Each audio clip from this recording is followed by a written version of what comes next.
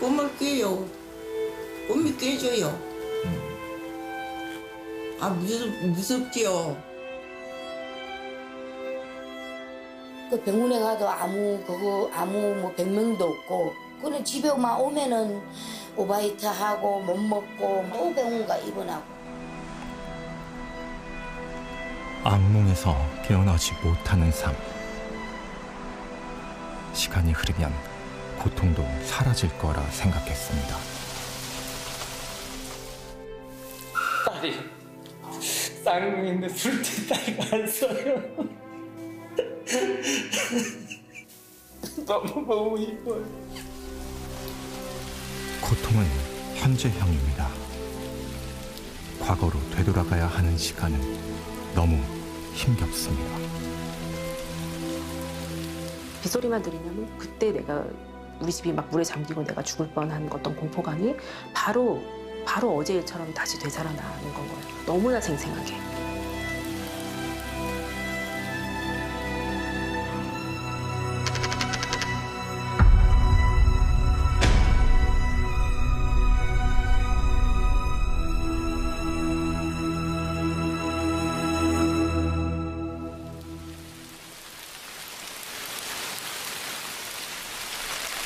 어머니 저예요.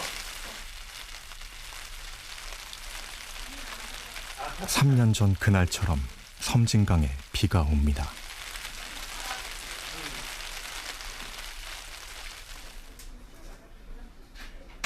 살면서 그렇게 큰 홍수는 본 적 없었습니다. 예전에 물난리 나기 전에도 지금도 빗소리만 들으면 잠자리에 들 수 없는 87살 박수님 할머니.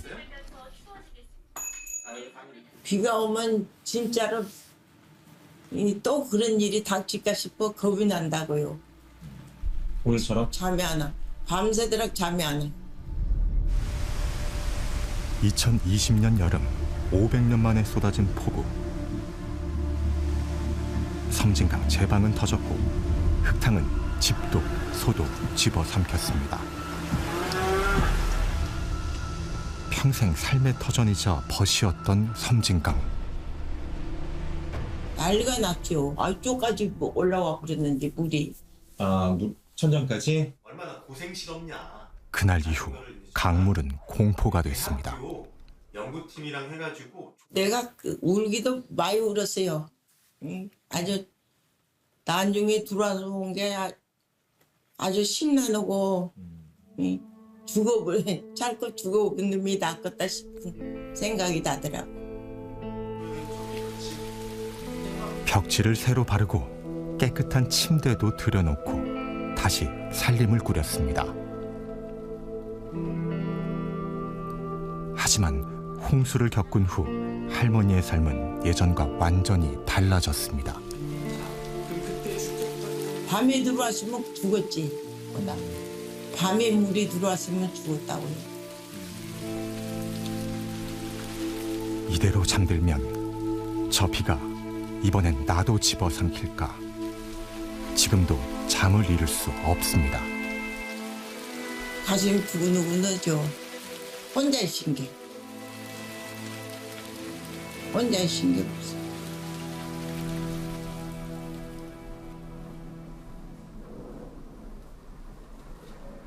서울 관악구 신림동.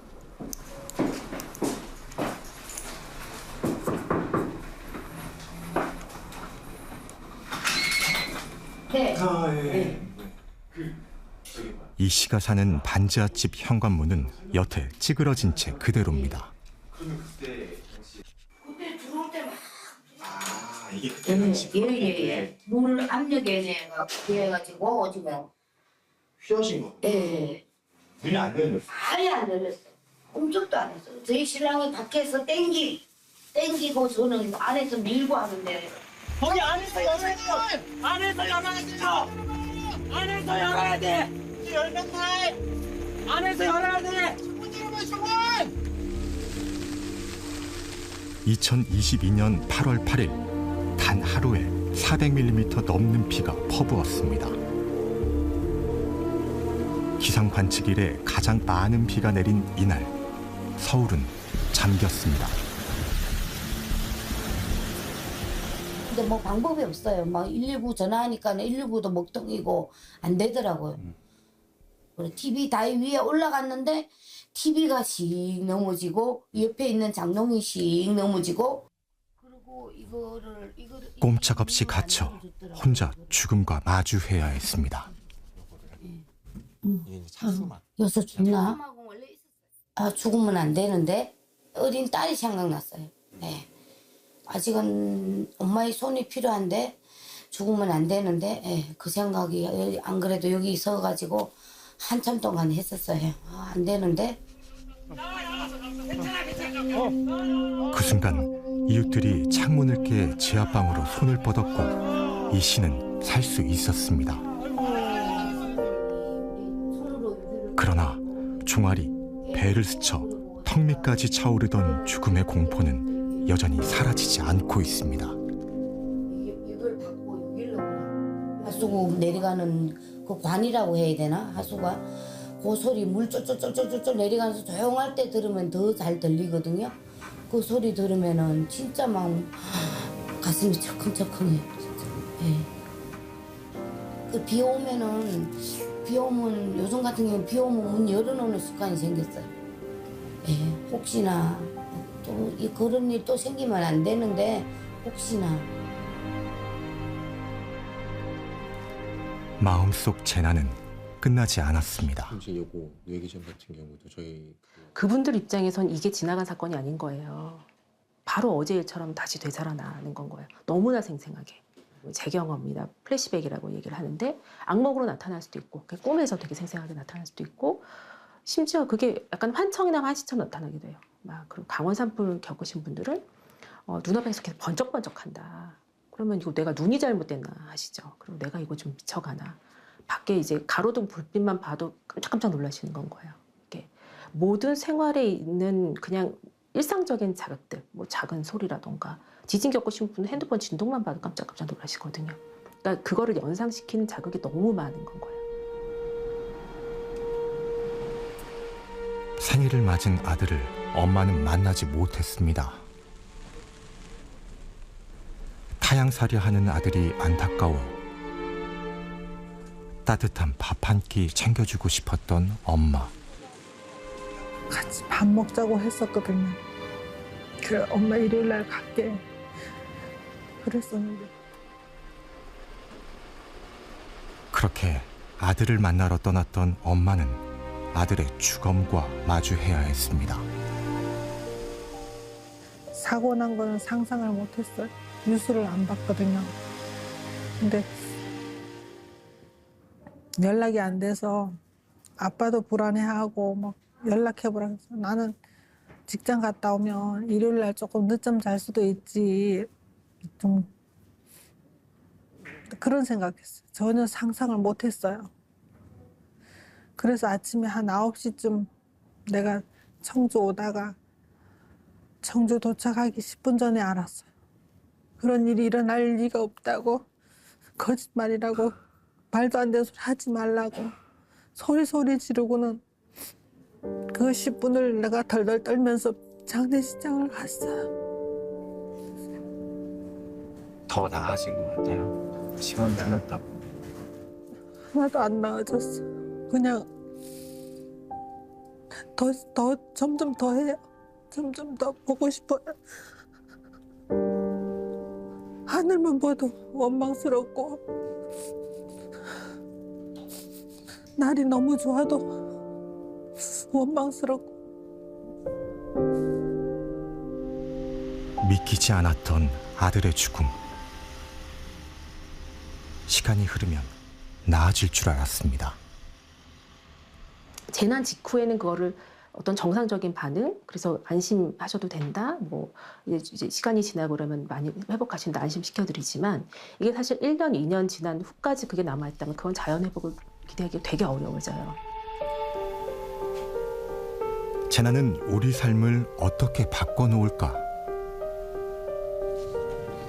그로 인한 고통은 과연 씻어낼 수 있는 걸까? K 연구팀에서 오늘 나왔고요. 여러분들이 지금 좀 많이 힘드신 분들도 계실 것 같아서 저희가 지금 현재 상태가 어떠신지 기본적인 이제 모니터링을 좀 하고. 그 연구의 궁극적인 목적은 결국 치료예요. 심각한 상황에 이 심리 상태에 놓이신 분들은 그 2차 면담까지 진행을 해보고자 해요. 2020년 섬진강 수해민, 2022년 서울 반지하 침수 피해자, 2023년 오송 지하차도 참사 유족 등 84명의 정신건강 분석. KBS 취재팀은 사례 연구를 통해 이들의 삶과 심리적 고통이 어떻게 변해왔는지 추적했습니다. 오송 지하차도 참사로 오빠를 잃은 40대 여성. 최근에 이렇게 막 그런 기억이 떠오르면 막 호흡곤란도 오고 답답해요, 막 속이. 속도 답답하고 심장도 막 두근두근하고 네. 그러시죠? 네. 혹시 그럴 때 어떻게 대처하고 계신 게 있으세요? 시간만 있으면 나가려고 노력을 많이 해요. 그리고 뭐 집안일 막 아무 저기도 없는데 막 이불 막 뜯어서 빨든다든지. 제가 이렇게 편하게 이렇게 살아야 오빠가 빨리 갈 수 있다는 생각을 해서 그런 생각을 많이 해요. 근데 가끔 이렇게 비가 오거나 이러면 또 이게 올라오는 거죠. 그다음에 재난 사건에 관해 이야기를 하지 않으려고 했었다. 못하죠. 할 수가 없어. 사람을 못 만나고 안 만나고. 사람들하고 같이 있으면 억지로라도 먹고. 그렇죠. 네, 그래서 내가 활동을 해보려고 이제 준비를 하고 있는데 근데 먹으면 다 소화장애가 와서. 이들은 재난 이후 온전한 삶을 살아왔을까? 취재팀과 연구진은 재난을 경험한 이들의 삶의 질과 정신 건강 상태 등 19개 항목을 분석했습니다.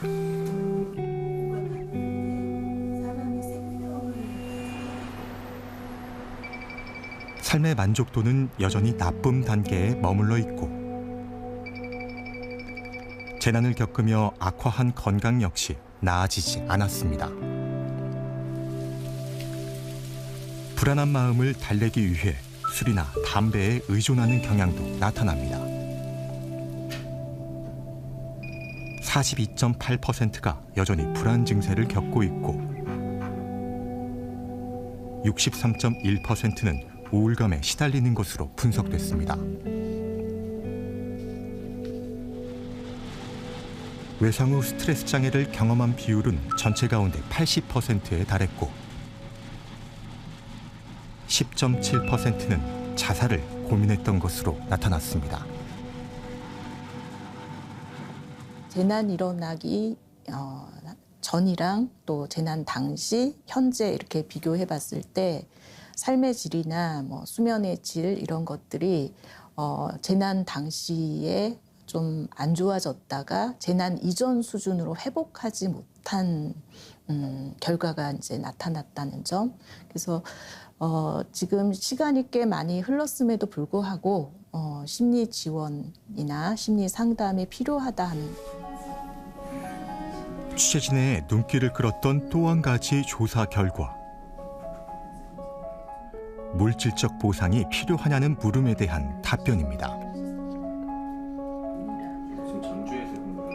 섬진강 수해민과 반지하 침수 피해자들은 심리회복 지원과 함께 물질적 지원이 필요하다고 답했습니다. 하지만 오송 참사 유족들은 심리치료의 도움을 인정하면서도 물질적 보상은 원하지 않는다고 답했습니다. 상반된 답변, 무엇을 의미하는 걸까? 남겨진 자로서의 그런 심리 상태 이런 것들은 확실히 좀 다르고 사망하신 분들에 대한 애도 이런 부분 과정들이 좀 필요하기 때문에 그래서 경제적인 부분에 대해서 먼저 주의가 가거나 아니면 고려해야 한다는 것이 사실은 유가족 입장에서는 좀 돌아가신 분들에 대한 뭔가 도리, 예의 이런 것들이 좀 아니다. 실제로 청주시는 오송 참사 사흘 만에 사망 보험금 등을 1인당 5천만 원씩 지급하겠다고 밝혔습니다. 사실 배보상도 되게 중요한 이슈긴 하지만 그게 두드러지게 나오는 거에서 굉장히 거부감을 보이실 수밖에 없는 거예요. 왜냐하면 사람들은 어떻게 나올 줄 알거든요. 그래서 외국 같은 경우는 아예 배보상과 관련된 그런 프로세스는 전혀 노출하지 않는다. 그런 프로토콜이 있다고 그러더라고요. 그러니까 배려가 있어야 되는 거겠죠. 재난이 오래도록 마음의 병을 남긴다는 걸 우리 사회는 20년 전에 깨달았습니다. 구사일생으로 목숨을 건지고도 온전한 생활을 할 수 없었던 생존자들. 대구 지하철 참사죠. 그러니까 대구 지하철 참사로 살아남은 사람들이 일단 생명이 구조가 됐고 집에서 가족들하고 같이 지내는데 생활을 못하는 거예요. 그러니까 예를 들어서 그 집에서는 밤에도 불을 끌 수가 없어요. 깜깜한 거를 너무 두려워하니까. 또 생선을 구워 먹을 수가 없어요. 탄내 때문에 그때 공포가 올라와서. 그래서 의가는 다치지 않았어요. 그리고 가족들하고 안전하게 있는 것처럼 보이는데 이 사람의 정신세계는 그 충격에서 계속 머물러 있는 거예요. 아, 커다란 재난은 심리적으로 엄청난 상처를 남기는구나.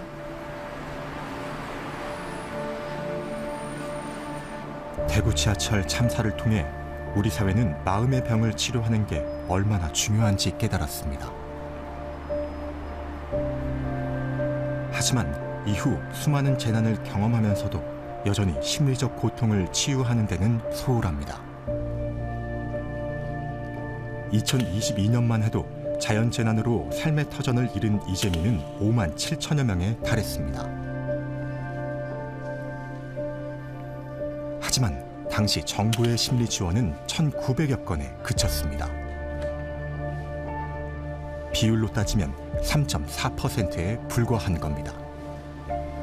그러니까 심리적 응급처치도 국가가 하겠다는 거예요. 근데 어떻게 할 건데, 누가 할 건데 하면은 글쎄요. 여력이 되면 해야죠. 약간 이런 느낌이라고 할 수 있어요. 그러니까 안 되는 거예요. 그래서 하려면은 이걸 실제 할 수 있을 만큼의 인력과 예산이 투입이 돼야 되는 거죠. 실질적으로 재난 심리 지원을 할 수 있는 조직, 역량 이게 없는 거죠. 이걸 위한 예산이 없는 거고. 2016년 행정안전부는 전국 17개 지역에 재난심리 회복지원센터를 만들며 운영은 적십자에 맡겼습니다. 센터장은 적십자사 각 지사 직원이 경임하는데 센터당 평균 상근 인력이 1.4명, 2명이 채 되지 않습니다. 이 가운데 심리지원 교육을 받았거나 재난심리 상담 경험이 있는 인력은 0.6명에 불과합니다.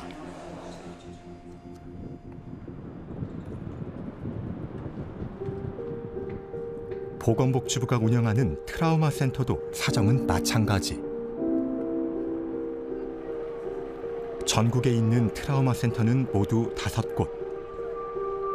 이 가운데 전임 정신건강 전문의가 있는 곳은 서울에 있는 국가 트라우마 센터 1곳밖에 없습니다. 여기저기 흩어져 있는 재난심리 지원책에도 지원을 필요로 하는 사람들에게 오히려 혼란을 부추기고 있습니다. 재난심리 지원 측면에서 봤을 때 누락과 중복이 다 중요한 문제거든요. 우리가 메르스만 해도 보건소 연락 오죠, 뭐 어디 구청 연락 오죠, 또 질병관리청 연락 오고 본인들도 연락해야 되고 신고해야 될 것도 너무 많고. 그런데 재난심리지원이라고 적십자사 연락 오고 정신건강복지센터 연락 오고 뭐 국가트라우마센터 연락 오고 이러면은 다 꼴보기 싫어지시는 거예요. 국가의 재난심리 지원 기능을 한데 묶는 체계가 필요하다는 겁니다. 저는 컨트롤 타워가 다라고 생각해요. 재난은 특히나 연계를 해달라 이제 뭐 이렇게 얘기를 하지만 실제로 연계되는 비율은 굉장히 낮아요. 서로 그래서 그런 게 좀 답답하죠. 답답해요.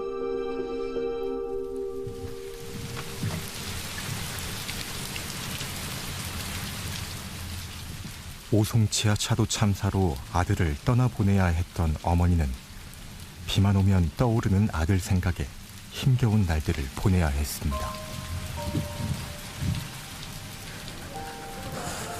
그냥 아무것도 안 일어난 것처럼 아무 일도 없었던 것처럼 살아야 되는 게 너무 힘들어. 그냥 그 현실이 너무 힘들어. 그냥 참사로 생긴 마음의 병은 오로지 혼자 감당해야 했습니다. 어디 가서 위안 받을 때도 없고 말할 때도 없고 아무 데도 없어요. 시간이 흘러도 마음속 재난은 그대로입니다. 그냥 정의상 그거는 내 힘만으로 어떻게 할 수 없는 경우예요. 이건 벌이 아니에요. 벌이 아니고 좀 사람의 운명 같은 건 거죠. 누가 나를 보호해주고 나를 회복을 지원해준다면 훨씬 우리는 안정감을 가지고 살 수 있겠죠.